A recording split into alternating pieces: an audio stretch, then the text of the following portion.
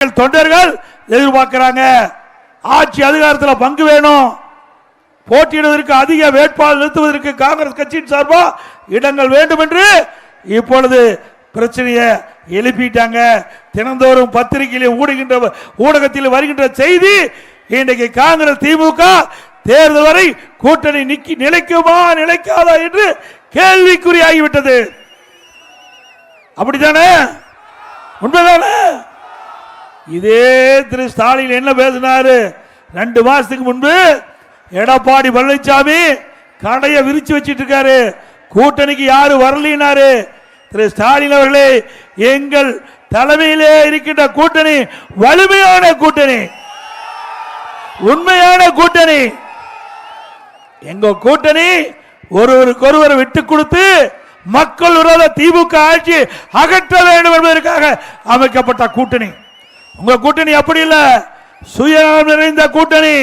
அதனாலதான் முன்கூட்டியே காங்கிரஸ் கட்சி திமுகவுடைய நிலைமை தெரிஞ்சு ஆட்சியில பங்கு வேணும்னு இப்பவே குரல் கொடுத்துட்டாங்க.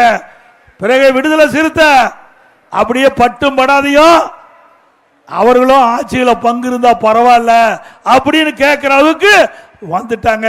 இப்ப ஒரு புதுசா ஒரு கட்சி போய் சேர்ந்து இருக்குது. என்ன கட்சின்னு தெரியுமில்ல? அந்த அம்மா 1 மாசத்துக்கு முந்திய அவருடைய மாநாடு நடத்தினாங்க. அதுல துணை முதலமைச்சர் வேணும் கேக்குது. இது துணை முதலமைச்சர். ஆக இப்படி இருக்கிற கட்சியெல்லாம் ஒன்னா சேர்ந்துதான் கூட்டணி அமைச்சிருக்கிறாங்க. ஆனா நம்முடைய கட்சி, நம்முடைய அண்ணா திமுக தலைமையில் அமைக்கப்பட்ட தேசிய கூட்டணி அப்படி அல்ல. ஒரே நிலைப்பாடு, அண்ணா திமுக ஆட்சிக்கு வர வேண்டும். மக்களோட திமுக இந்த தேர்தலோடு அவர்களுக்கு ஒரு நிரந்தர விடுதலை கொடுக்க வேண்டும். அதுதான் நம்ம கூட்டணியுடைய நிலைமை.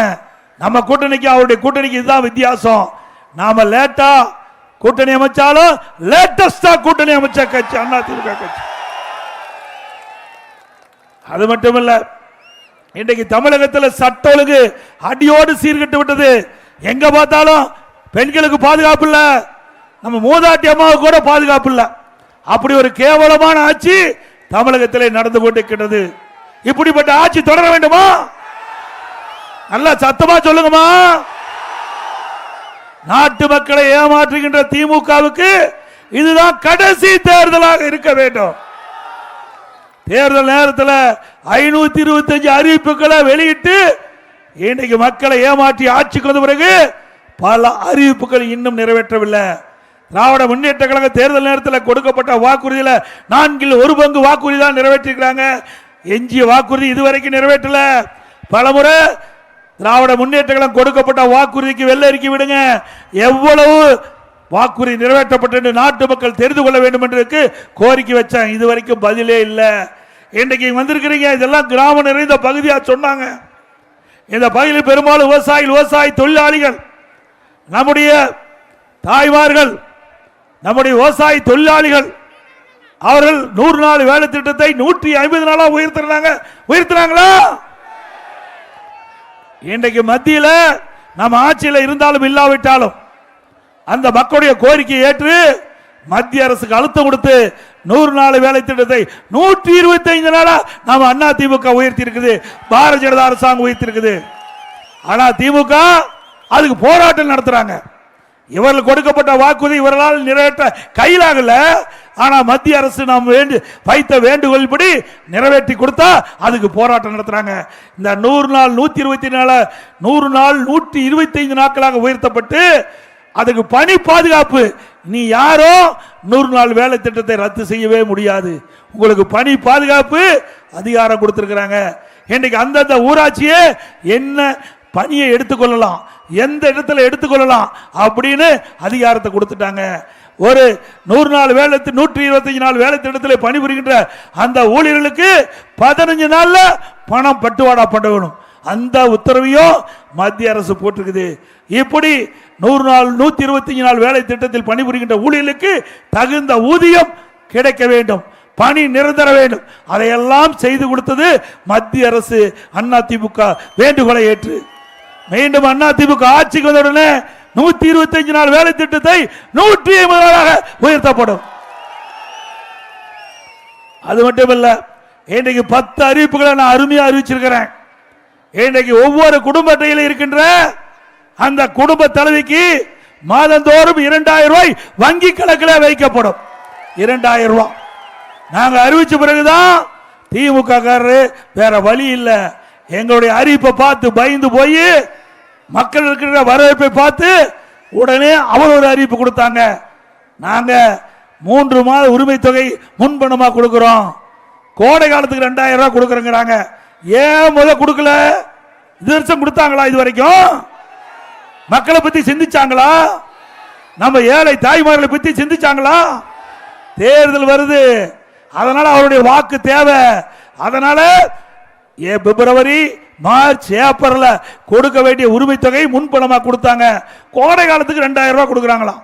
இது வரைக்கும் வெயிலே வரல, தமிழகத்தில் கோடையே வரல. இந்த ஆட்சி வந்த பிறகு 22வது வருஷம் கோடை, 23வது வருஷம் கோடை காலம், 24வது வருஷம் கோடை காலம், 25வது வருஷம் கோடை காலம். அப்பொழுதெல்லாம் இந்த ஏழை தாய்மார் கண்ணுக்கு தெரியல ஸ்டாலினுக்கு. இப்ப தேர்தல் வருதுனால அந்த கோடை காலத்தில் 2000 ரூபாய் கொடுப்பேன் என்று கொடுத்திருக்கிறார். உங்களுக்கு சும்மா கொடுக்கலீங்க, உங்களுடைய வாக்குக்கு விலை பேசி கொடுக்கப்பட்ட அரசாங்கம் திமுக அரசாங்கம். இன்னைக்கு உண்மையிலேயே திராவிட முன்னேற்ற கழகம் ஆட்சிக்கு வந்தவுடனே மாதந்தோறும் 1000 ரூபாய் உரிமை தொகை கொடுத்திருக்கணும், கொடுக்கவே இல்லை. 28 மாதம் தொடர்ந்து நான் பிரதான எதிர்க்கட்சி என்ற முறையில் சட்டமன்றத்தில் குரல் கொடுத்தேன். இன்றைக்கு 50 லட்சத்துக்கு மேற்பட்டவர்கள் இன்றைக்கு நம்முடைய ஏழை தாய்மார்கள், அவர்களிடத்தில் 100 நாள் வேலை திட்டத்தில் பணிபுரிகின்றவர்களுக்கு கொடுக்கப்பட்ட வாக்குறுதி நிறைவேற்றல. அதே போல தேர்தல் நேரத்தில் கொடுக்கப்பட்ட வாக்குறுதி 1000 ரூபாய் மாதந்தோறும் குடும்ப தலைவியினுடைய வங்கிக்கு அனுப்பப்படும் என்று இதுவரைக்கும் அனுப்பல, கொடுக்கல. உடனே நீங்கள் கொடுக்கப்பட்ட வாக்குறுதியை நிறைவேற்ற வேண்டும் என்று தொடர்ந்து கோரிக்கை கொடுத்தோம். அண்ணா திமுக சட்டமன்ற உறுப்பினர் சட்டமன்றத்தில் கேள்வி எழுப்பணும், வேற வழி இல்லாம 1000 ரூபாய் சாயில் கொடுத்தார். இந்த தாய்மார்கள் படுகின்ற கஷ்டத்தை பார்த்து கொடுக்கல, நாங்க கொடுத்த அழுத்தத்துல தான் உங்களுக்கு 1000 ரூபாய் கிடைச்சது. இப்ப என்ன சொல்றாரு? தேர்தல் வர்றதுனால அந்த 1000 ரூபாயை நிறுத்திடும் சொல்றாரு உரிமை தொகையை. அப்படின்னா 2024ஆம் ஆண்டு நாடாளுமன்ற தேர்தல் வந்தது, நிறுத்தி இருக்க வேண்டும்ல, நிறுத்தல. மக்களிடத்தில் பொய்ய சொல்லி ஓட்டுகளை பெறுவதற்கு தந்திரமா திரு ஸ்டாலின் சொல்லுகின்ற காரணம் சிந்திச்சு பாருங்க. ஆன்லைன் ஸ்கீம் அப்படின்னா தொடர்ந்து நடைபெற்று கொண்டிருக்கின்ற அந்த திட்டம் எந்த அரசாங்கமும் நிறுத்த முடியாது. அப்படி இருக்கின்ற பொழுது இதை ஒரு காரணம் காட்டி இன்றைக்கு இந்த 5000 ரூபாய் குடும்ப தலைவிக்கு 5000 ரூபாய் கொடுத்திருக்கிறார். இந்த 3 மாசத்துக்கு உங்களுக்கு பணம் வராது.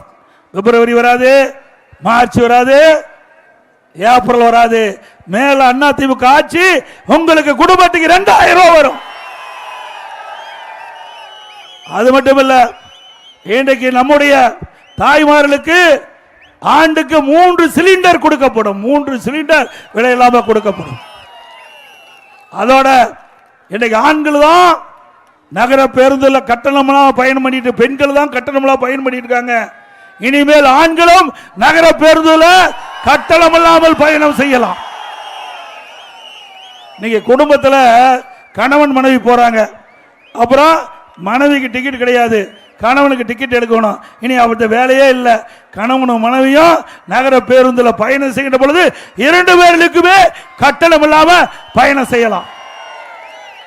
அதோட பட்டியலின மக்கள், ஏழை மக்கள், வீடு இல்லாதவர்களுக்கு அரசாங்கமே வீட்டு நிலத்தை வாங்கி அற்புதமான காங்கிரீட் வீடு கட்டப்படும். அதோட பட்டியலின மக்கள், குடும்பத்தில் வயது வந்தவர்கள், ஆண் பிள்ளை திருமணமாகி தனி குடித்தனம் போகின்ற பொழுது அவளுக்கு வீட்டு மனை இல்ல, வீடு இல்ல, இனி அந்த கவலை வேண்டாம். அண்ணா திமுக அரசு அமைந்தவுடன் திருமணமாகி தனி குடித்தனம் போகின்ற பட்டியலினத்தை சேர்ந்த அந்த சகோதரர்களுக்கு நாங்களே இடம் வாங்கி அற்புதமான காங்கிரீட் வீடு மக்களுக்கு கட்டி கொடுக்கப்படும். இன்னைக்கு ஒவ்வொரு தீபாவளி வருகின்ற பொழுதும் நம்முடைய தாய்மார்கள் தீபாவளி பண்டிகை சிறப்பாக கொண்டாடுவதற்கு எல்லா தாய்மார்களுக்கும் பட்டுச்சாலை வழங்கப்படும். நம்முடைய சகோதரிகள் பணிக்கு செல்கிற வேலைக்கு போறாங்க, குறித்த நேரத்துக்கு போகணும். சில இடத்துல பேருந்து இருக்குது, சில இடத்துல பேருந்து வசதி கிடையாது. குறித்த நேரத்தில் போறது அளவுக்கு பேருந்து கிடையாது. அப்படிப்பட்ட காலகட்டத்தில் உரித்த நேரத்தில் அங்க பணிக்கு போக, பணி முடிஞ்சு வீடு திரும்ப அம்மா இருசக்கர வாகனம் 5 லட்சம் பேருக்கு கொடுக்கப்படும். 5 லட்சம் பேருக்கு கொடுக்கப்படும். அந்த அம்மா இருசக்கர வாகனம் வாங்கிட்ட நம்முடைய சகோதரிகளுக்கு 25,000 ரூபாய் மானியம் கொடுக்கப்படும். அதோட முதியோர் உதவித்தொகை 2,000 ரூபாய் உயர்த்தி வழங்கப்படும். மாணவர்கள் வங்கியில் வாங்கிய கடன் ரத்து செய்யப்படும். அதோட நம்முடைய ஜல்லிக்கட்டு, அந்த ஜல்லிக்கட்டில் ஈடுபடுகிற அந்த விளையாட்டிலே ஏதாவது உயிர் சேதம் ஏற்பட்டால் அவளுக்கு 10 லட்சம் ரூபாய் குடும்பத்துக்கு கொடுக்கப்படும். சிறுபான்மை வகுப்பை சேர்ந்த மகளிருக்கு தொழில் துவங்க கடன் உதவி, அவருடைய வாங்கிய கடன், அதை வட்டி கடன் தள்ளுபடி செய்யப்படும். அதோட நடைபாதையில் வைத்திருக்கிற கடைக்காரருக்கு வாங்கிய கூட்டுறவு வங்கியில் வாங்கிய கடன் தள்ளுபடி செய்யப்படும். புதிய ஆட்டோ வாங்கலுக்கு 75,000 மானியம் கொடுக்கப்படும்.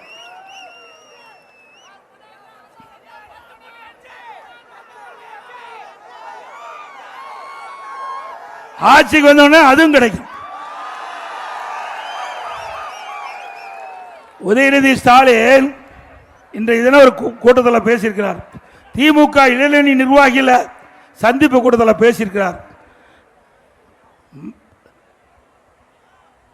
இன்றைக்கு ஸ்டாலின் அவர் பேசும்போது நான் எடப்பாடி பழனிசாமி முரட்டு அடிமையாம். யார்? பாரதிய ஜனதாவுக்கு முரட்டு அடிமையாம். முரட்டு அடிமைன்னு எங்கேயாச்சும் கண்டிருக்கிறீங்களா? புதுசாக கண்டுபிடிச்சிருக்கார். அவருக்கு டாக்டர் பட்டம் கொடுத்துடலாம். உதயநிதிக்கு டாக்டர் பட்டம் கொடுத்துடலாம். சரி, உதயநிதி ஸ்டாலின் அவர்களே, நீங்க சிந்திச்சு பாருங்க. எனக்கு இந்த முரட்டு அடிமையில் கொடுத்தா உங்க தாத்தாவுக்கு என்னன்னு கொடுக்கிறது? யாரோட இருக்காரு? வாஜ்பாயோட இருக்காரு. தாத்தா வாஜ்பாயோட இருக்காரு. இவருக்கு என்ன பட்டம் கொடுக்க போறாரு? ஆக உதயநிதி ஸ்டாலின் அவர்களே தெரிஞ்சு பேச வேண்டும். கட்டுக்குட்டி நீங்க. ஆக வாய்க்கு வந்ததெல்லாம் பேசக்கூடாது. நீங்க கூட்டணி பாரதிய ஜனதா கூட்டணி வச்சா அது நல்ல கட்சி, அதிமுக கூட்டணி வச்சா மோசமான கட்சி. ஏங்க, அரசியல்ல ஒவ்வொரு தேர்தல் வருகின்ற பொழுது அந்த வாக்குகள் சிந்தாம சிதறாம கூட்டணி அமைச்சு வேட்பாளர் நிறுத்தி வெற்றி பெறுவது எல்லா கட்சியிலும் இருக்குது. இப்போ அதிமுக கட்சியில் யாரெல்லாம் கூட்டணி வச்சாங்களோ அவங்க திமுக கட்சியில் இப்போ கூட்டணி இருக்கிறாங்க. திமுக கட்சியில் யாரெல்லாம் கூட்டணி அங்கம் வச்சாங்களோ அவங்க அதிமுக இருக்கிறாங்க. ஆக தேர்தலுக்கு தேர்தல் மாறுபடும். அதை வைத்துக் கொண்டு இன்றைய தினம் உதயநிதி ஸ்டாலின் பேசுறார். ஆகவே நான் முரட்டு அடிமை இல்லை. உங்க தாத்தா அப்படின்னா உங்க தாத்தா முரட்டு அடிமையா? ஏன்னா தாத்தா பேச முடியாது. அதனால என்ன குறிப்பிட்டு தாத்தா பேசியிருக்கார்.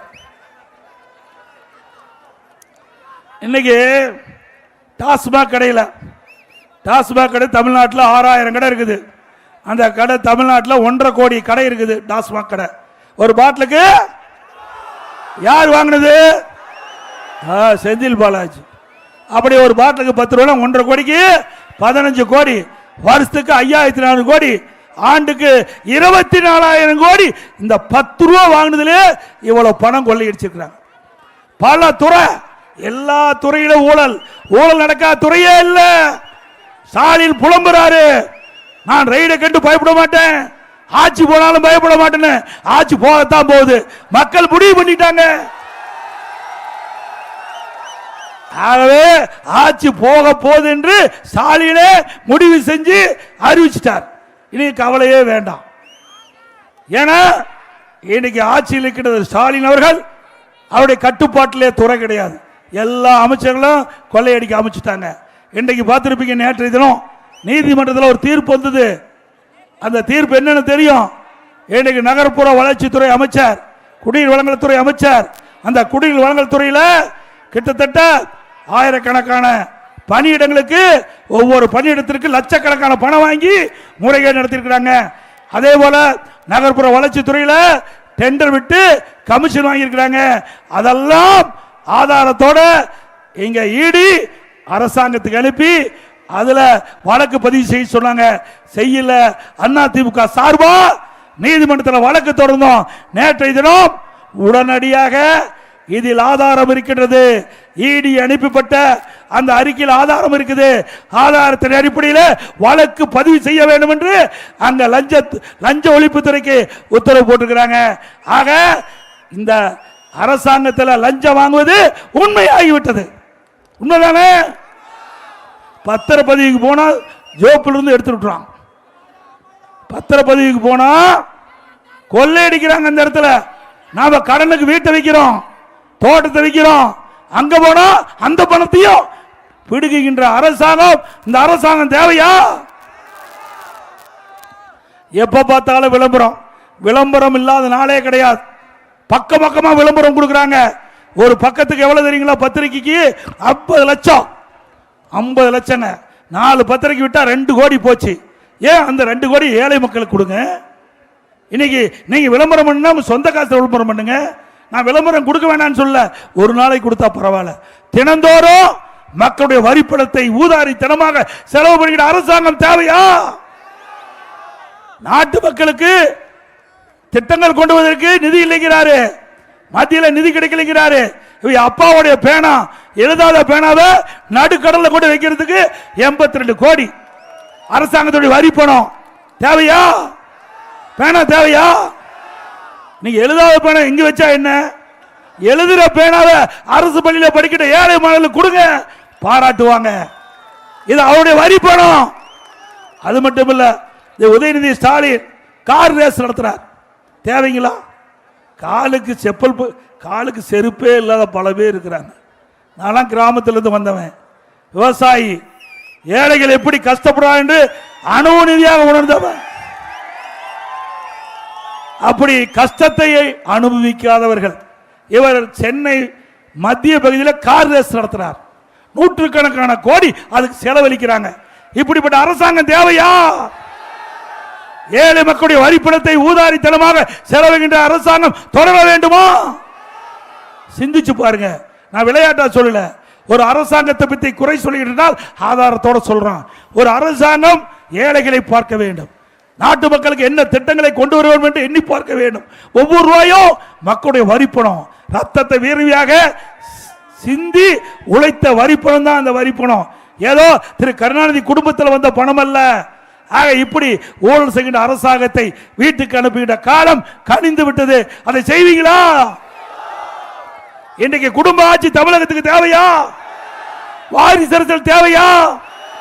2 முடிவு கட்டுகின்ற தேர்தல் சட்டமன்ற பொது தேர்தல். அதை செய்து கொடுப்பீங்களா? ஆக இன்றைய தினம் சிந்திக்க வேண்டும். இன்றைக்கு மிகப்பெரிய பணக்கார குடும்பத்தில் ஒரு குடும்பமா திரு ஸ்டாலின் குடும்பம் இருக்குது. ஆக இப்படியே விட்டுட்டா குடும்ப ஆட்சி தமிழகத்தில் வந்து வாரிசு அரசியல் வந்து நாட்டை குட்டிச்சவராக்கிடுவார்கள். ஆகவே இந்த தேர்தலை விழிப்போடு இருந்து நீங்கள் அதிமுக கூட்டணி வெற்றி பெற செய்ய வேண்டும். அது மட்டுமல்ல, இந்த ஆட்சி வந்த பிறகு மின் கட்டணம் உயர்வு, சொத்து வரி, வீட்டு வரி உயர்வு, கடவரி உயர்வு, அதோட குப்பைக்கு வரி போட்டாங்க. இப்படி வரி மேல் வரி போட்டு மக்களை வாட்டி வதைக்கின்ற அரசாங்கம் மீண்டும் வேண்டுமா? அதோட இன்றைக்கு கொடுக்கப்பட்ட வாக்குறுதி எதுவுமே நிறைவேற்றல. எல்லாம் போராட்டம் ஆரம்பிச்சுட்டாங்க. விவசாயிகள் ஒரு பக்கம் போராட்டம், செவிலியர் ஒரு பக்கம் போராட்டம், தூய்மை பணியாளர்கள் ஒரு பக்கம் போராட்டம், சத்துணவு அமைப்பாளர் ஒரு பக்கம் போராட்டம். தமிழகம் ஒரு போராட்ட களமாக இன்றைக்கு மாறிவிட்டது. ஆக கொடுக்கப்பட்ட வாக்குறுதியை நம்பி மக்கள் வாக்களிச்சாங்க, ஆட்சிக்கு வந்தாங்க. ஆனால் அதை நிறைவேற்றாத காரணத்தினால 5 ஆண்டு நிறைவு பெறுகின்ற இந்த சூழ்நிலையில் எங்களுக்கு கொடுக்கப்பட்ட வாக்குறுதியை நிறைவேற்றல் என்று வீதிக்கு வந்து போராடுகின்ற சூழ்நிலை இந்த ஆட்சியிலே பார்க்கப்படுகிறது. மக்களை ஏமாற்றுகின்ற ஆட்சிக்கு ஒரு முடிவு கட்டுகின்ற தேர்தல் வருகின்ற சட்டமன்ற பொது தேர்தல் என்பதை இந்த நேரத்தில் நீங்கள் சிந்திக்க வேண்டும். அது மட்டுமல்ல, கொரோனா காலத்தில் விலைவாசி உயர்ல ஒவ்வொரு குடும்பத்தையும் 1 வருஷம் விலையெல்லாம் சக்கரை கொடுத்தோம், அரிசி கொடுத்தோம், என்ன கொடுத்தோம், குடும்பத்துக்கு 1000 ரூபாய் கொடுத்தோம். தை பொங்கல் வந்தது, எல்லா குடும்பத்துக்கும் முதல் 2500 ரூபாய் கொடுத்தது அதிமுக அரசாங்கம். இன்னைக்கு கொரோனா காலத்தில் வேலை வாய்ப்பு இல்லை, அதை எண்ணி பார்த்து பொங்கல் தொகுப்போடு கொடுத்தோம். இது அதிமுகவுடைய ஆட்சி. அந்த காலத்தில் அப்படி ஒரு அற்புதமான ஆட்சி கொடுத்தோம்.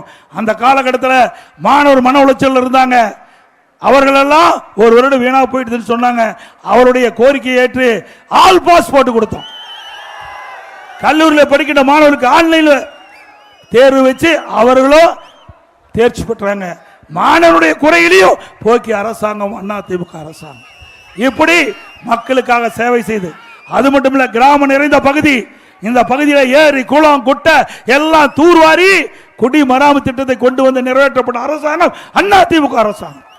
பெய்கின்ற மழை நீர் ஒரு சொட்டு நீர் கூட வீணாகாம முழுவதும் தேக்கி வைத்து கோடை காலத்தில் விவசாயத்திற்கு தேவை நீர், நிலத்தடி நீரை உயர்த்தி குடிப்பதற்கு தேவை நீரை கொடுத்த அரசாங்கம் அதிமுக அரசாங்கம். அதையும் தடுத்து நிறுத்திட்டாங்க. விவசாயிகளுக்கு மும்முனை மின்சாரம் 24 மணி நேரம் பம்பு செட் இயங்கும், அந்த உத்தரவையும் ரத்து செய்த அரசாங்கம். ஒரே ஆண்டில் 2 முறை விவசாயிகள் வாங்கிய தொடக்க வேளாண் கூட்டுறவு சங்கத்தில் வாங்கிய பயிர்க்கடன் 2 முறை தள்ளுபடி செய்து கொடுத்தோம் விவசாயிகளுக்கு. இப்படி அதிமுக ஆட்சியில் நிறைய திட்டங்களை கொண்டாந்தோம். அதே போல விவசாயிகள் உற்பத்தி செய்யப்பட்ட நெல் மூட்டைகளை உடனுக்குடன் நேரடி கொள்முதல் செஞ்சு அவருடைய வங்கி கணக்கில் வச்சு விவசாயிகளுக்கு எந்த ஒரு குறையும் இல்லாம அந்த நெல் மணிகளை எல்லாம் பத்திரப்படுத்தி அவருடைய வங்கி கணக்கிலே அந்த நேரடி கொள்முதலத்திலே அதை உரிய முறையிலே கொள்முதல் செஞ்சு விவசாயிகளை காப்பாற்றிய அரசாங்கம் அதிமுக அரசாங்கம். அதோட இன்றைய தினம் இன்றைக்கு 7.5% இடஒதுக்கீடு. இன்றைக்கு அரசு பள்ளியில் படிக்கின்ற மாணவர்கள் அவெல்லாம் ஏழைகள். அந்த ஏழை குடும்பத்தை சேர்ந்த அரசு பள்ளியில் அதிகமாக படிக்கிறாங்க. அவருடைய கனவு மருத்துவராக வேண்டும். அந்த கனவை நனவாக்க என்பதற்காக எதிர்க்கட்சி கோரிக்கை வைக்கல, பொதுமக்கள் கோரிக்கை வைக்கல. நானும் அரசாங்க பள்ளியிலே படித்தவன். ஆகவே அரசு பள்ளியில் படிக்கின்ற மாணவர் ஏழைகள் அவருடைய கனவு நனவாக என்பதற்காக 7.5% உள்ளிடஒதுக்கீடை கொண்டு வந்து சட்டம் இயற்றப்பட்டு அமுல்படுத்தப்பட்டு அதை நிறைவேற்றி இன்றைய தினம் 3000 பேர் அரசு பள்ளியை படித்த நம்முடைய மாணவர்கள் மருத்துவ கல்வி கிடைக்குது. அந்த மருத்துவ கல்வி இடம்பெற்றவர்கள் ஏழை குடும்பத்தை சேர்ந்தவர்கள். மருத்துவ கல்வி கட்டணம் கட்ட முடியல, அதை அரசாங்கமே மருத்துவ கல்வி கட்டணத்தை செலுத்தும் என்ற அறிவிப்பை கொடுத்து அதை நிறைவேற்றி கொடுத்து இன்றைக்கு ஏழைகள் குடும்பத்திலே பிறந்த மாணவ மாணவி மருத்துவராகக்கூடிய சூழ்நிலையை உருவாக்கி தந்த அரசாங்கம் அதிமுக அரசாங்கம். ஒரே ஆண்டில் 11 அரசு மருத்துவக் கல்லூரி, 68 கலை மற்றும் அறிவியல் கல்லூரி, 10 ஆண்டுல 21 பாலிடெக்னிக் கல்லூரி கொடுத்தோம். 5 இன்றைக்கு கால்நடை மருத்துவக் கல்லூரி ஆராய்ச்சி நிலையம், 4 பொறியியல் கல்லூரி, 4 வேளாண்மை கல்லூரி, 7 சட்டக் கல்லூரி. இப்படி கல்லூரிகளை திறந்து கிராமத்தில் வாழ்கின்ற ஏழை எளிய ஒடுக்கப்பட்ட நசுக்கப்பட்ட தாழ்த்தப்பட்ட கடை கோட்டில் இருக்கிற குடும்பத்தில் வாழ்கின்ற மாணவ மாணவி கூட பட்டப்படிப்பு படிக்கக்கூடிய குறைந்த கட்டணத்திலே பட்டப்படிப்பு கிடைக்கக்கூடிய சூழ்நிலையை உருவாக்கியது அரசாங்கம் அதிமுக அரசாங்கம். இன்னைக்கு அதிக பேர் படிக்கிறான்னு சொன்னா காரணம் அதிமுக. சிந்திக்க வேறும் இளைஞர்கள் ஏதோ ஆசைப்படுறீங்க, யாரோ புது புது கட்சி நடத்துறாங்க, அவர்களா அதை செஞ்சாங்களா? ஏழை மாணவர்கள் பட்டப்படிப்பு படிக்கக்கூடிய சூழ்நிலையை உருவாக்கி தந்தது பொன்மன செம்மல் புரட்சி தலைவர் எம்ஜிஆர். அந்த வழியில் வந்த மாண்புக அம்மாவுக்கு பிறகு அம்மாவுடைய அரசாங்கம் இன்றைக்கு நம்முடைய மாணவர்களுக்கு கல்வி செல்வத்தை அழியா செல்லும் கல்வி செல்லும். இன்னைக்கு எத்தனையோ செல்வம் இருக்குது, அந்த செல்வமெல்லாம் நிலைக்காது. ஆனால் நம் உயிர் இருக்கின்ற வரை நம்மோடு இருக்கின்ற ஒரே செல்வம் கல்வி செல்லும். அந்த கல்வி செல்வத்தை நம்முடைய இளைஞர்களுக்கு கொடுத்த ஒரே அரசாங்கம் அதிமுக அரசாங்கம். இளைஞர்கள் அதை எண்ணி பார்க்க வேண்டும். இளைஞர்கள் சமுதாயம் சிறந்திருக்கின்றது சொன்னால் அதிமுக அடித்தளம் அமைத்தது என்பதை அவர் உணர வேண்டும். ஆகவே வருகின்ற சட்டமன்ற தேர்தலில் இளைஞர்கள், பொதுமக்கள், விவசாய தொழிலாளி, ஒட்டுமொத்த மக்கள் நம்முடைய அதிமுக தலைமையில் அமைக்கப்பட்ட தேசிய கூட்டணி ஆதரித்து அதை வெற்றி பெற செய்ய வேண்டும் என்று அன்போடு இந்த நேரத்தில் கேட்டு, மீனவ மக்கள், இந்த பகுதியில் மீனவ மக்கள் இருக்கிறாங்க. மீன்பிடி தடை காலத்தில் அதிமுக ஆட்சி இருக்கிற பொழுது உயர்த்தணும். இப்போ 8000 ரூபாய் மீன்பிடி தடை காலத்தில் கொடுக்குறாங்க. அதிமுக ஆட்சிகளுடன் அந்த 8000 12,000 ரூபாயாக உயர்த்த வாங்கப்படும். மீன்பிடி தடை காலத்தில் மீனவர்களுக்கு கொடுக்கப்படுகின்ற 8000 ரூபாயை 12,000 ரூபாயாக உயர்த்தி அதிமுக ஆட்சியிலே வழங்கப்படும் என்ற நற்செய்தி இந்த நேரத்தில் தெரிவித்து நிகழ்ச்சியில் பங்கு பெற்றிருக்கின்ற மரியாதைக்குரிய இன்றைக்கு முன்னாள் அமைச்சர் ரமணா அவர்களே, முன்னாள் அமைச்சர் பெஞ்சமின் அவர்களே, அப்துல் ரஹீம் அவர்களே, முன்னாள் அமைச்சர் மாதவர் மூர்த்தி அவர்களே, முன்னாள் அமைச்சர் TKM சின்னையா அவர்களே, அமைப்புச்சார் திருவேற்கல் சீனிவாசன் அவர்களே, கழகத்துடைய நிர்வாகிகள் அருமைச்சோழல் பஞ்சட்டி கே நடராஜன் அவர்களே, திரு ஜே சுரேஷ் அவர்களே, பி வினோத்குமார் அவர்களே, திரு வி பொன்னுதுரை அவர்களே, திருமதி MK சுமித்ரா குமார் அவர்களே, திரு ஆர் அன்பழகன் அவர்களே, திருமதி கமலா முனிவேல் அவர்களே, திரு AK சுதாகரன் அவர்களே, திரு PT பானுபிரசாத் அவர்களே, திரு ஜே பத்மஜா ஜனார்த்தனம் அவர்களே, திரு S ராகேஷ் அவர்களே, திரு S ஜெயச்சந்திரன் அவர்களே, திரு P சங்கர் அவர்களே, திரு C மோகன் அவர்களே, திரு டாக்டர் M ஜீரா அவர்களே, திரு ஆரணி ஓம் சக்தி குணபதி அவர்களே, திரு ஆமூர் M தனசேகரன் அவர்களே, திரு S சம்பத் அவர்களே, திரு GS வினோத் அவர்களே, திரு N செல்வகுமார் அவர்களே, திரு ஐயா தமிழ்ச்செல்வன் அவர்களே, திரு T தர்ம பிரகாஷ் அவர்களே, திரு M முத்துக்குமார் அவர்களே, மிஞ்சூர் தெற்கொண்டிச்சார் திரு M சுந்தரவனம் வடக்கொண்டிச்சார் அவர்களே, திரு AM தயாளன் அவர்களே, திரு V பட்டாபிராமன் அவர்களே, மாண்பும் நம்ம கூட்டணி கட்சி சேர்ந்த பாரதிய ஜனதா கட்சி சேர்ந்த கிழக்கு மாவட்டத்தில் திரு S சுந்தரம் அவர்களே, BJK உள்ளாட்சி மேம்பாட்டு பிரிவு மாநிலத்தில் திரு M பாஸ்கரன் அவர்களே, பாமக திருவள்ளூர் மாவட்ட திரு VM பிரகாஷ் அவர்களே, பாமக தொகுதி தேர்தல் பொறுப்பாளர் திரு சுதாகர் அவர்களே, அம்மா மக்கள் முன்னேற்ற கழக திருவள்ளூர் கிழக்கு மாவட்ட திரு PV சங்கராஜ் அவர்களே, தமாக திருவள்ளூர் வடக்கு மாவட்டத்தில் திரு S சேகர் அவர்களே, புரட்சி பாரதம் திருவள்ளூர் வடக்கு மாவட்ட திரு புதுவாயில் சரவணன் அவர்களே மற்றும் ஐஜே கட்சி சேர்ந்த நிர்வாகிகளே, நம்ம கூட்டணியில் அங்கமைக்கின்ற கட்சியுடைய நிர்வாகிகளே, தொண்டர்களே, பெரியவர்களே, தாய்மார்களே, அனைவருக்கும் என்னுடைய முதற்கண் நன்றி கலத்தை வணக்கத்தை தெரிவித்து வருகின்ற சட்டமன்ற தேர்தலில் நம்முடைய கூட்டணியுடைய வெற்றி வேட்பாளராக போட்டியிடுவதற்கு நம்முடைய கட்சி சார்பாக போட்டியிட்டா இரட்டை சின்னத்தில் வாக்களித்து வெற்றி பெற செய்யும். ஒருவேளை கூட்டணிக்கு ஒதுக்கப்பட்டா கூட்டணி கட்சி சின்னத்திற்கு வாக்களிக்க வேண்டும் என்று அன்போடு கேட்டு, மக்களை காப்போம், தமிழகத்தை மீட்போம், மக்களை தமிழகத்தை மக்களை தமிழகத்தை மக்களை தமிழகத்தை ஸ்டாலின் மாடல் அரசு, ஃபெயிலியர் மாடல் அரசு, பை பை ஸ்டாலின். இங்கே திரளாக வந்திருக்கின்ற கழக நிர்வாகிகள், தொண்டர்கள், பொதுமக்கள் பத்திரமாக வாகனத்தில் வீடு போய் சேர வேண்டும் என்று அன்போடு கேட்டு, மிகச் சிறப்பாக எழுச்சி பயண நிகழ்ச்சி ஏற்பாடு செய்த மாவட்ட அறிவிச்சார் பலராமன் அவர்களுக்கும் அவரோடு இணைந்து பணியாற்றிய கழக நிர்வாகிகள், தொண்டர், கூட்டணி கட்சி சேர்ந்த நிர்வாக தொண்டர் அனைவருக்கும் நன்றி, நன்றி, வணக்கம்.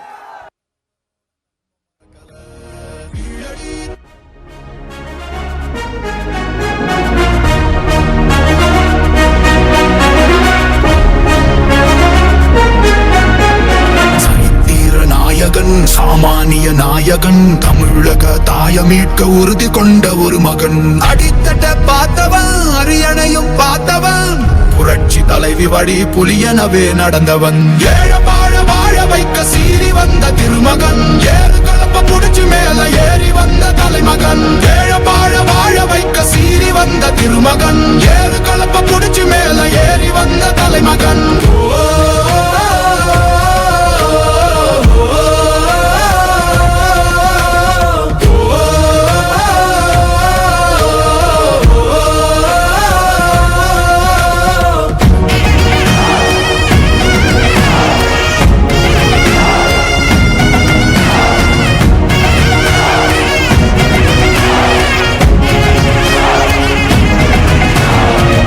தமிழர் எழுச்சி பயணம் புயலா உருவாச்சே, பல வருஷம் கழிச்சு நினைச்ச கனவு நிஜமா நடந்தாச்சே. புரட்சி தமிழர் எழுச்சி பயணம் புயலா உருவாச்சே, நம்ம சேரும் போது வெற்றி வந்து விழுந்தாச்சே.